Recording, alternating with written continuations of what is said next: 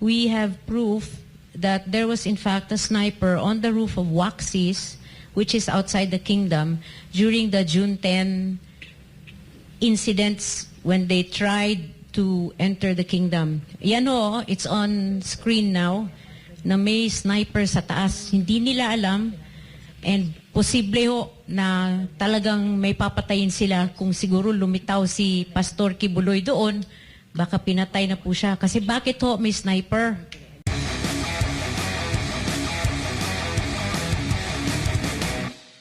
First, I would like to say, why are they here and why are they bringing sniper cases, sniper rifle cases?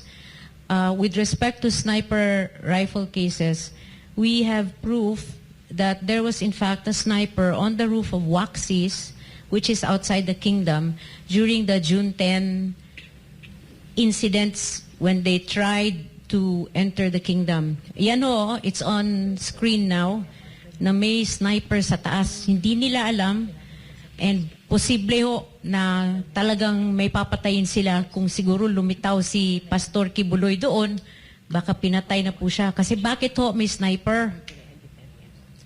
Ano bang meron sa kingdom at kailangan ng sniper?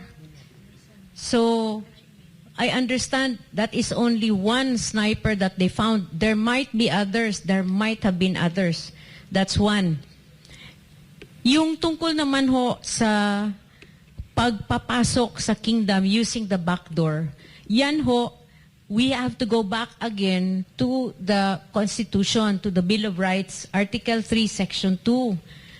The people have the right to be secure in their persons, houses, papers, and effects against unreasonable searches and seizures.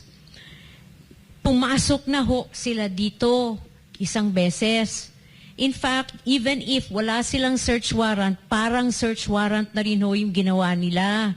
Kasi may mga body cam ho sila when they came in. And nung nag-fail yung body cam ng isang tao, they used their cellphone.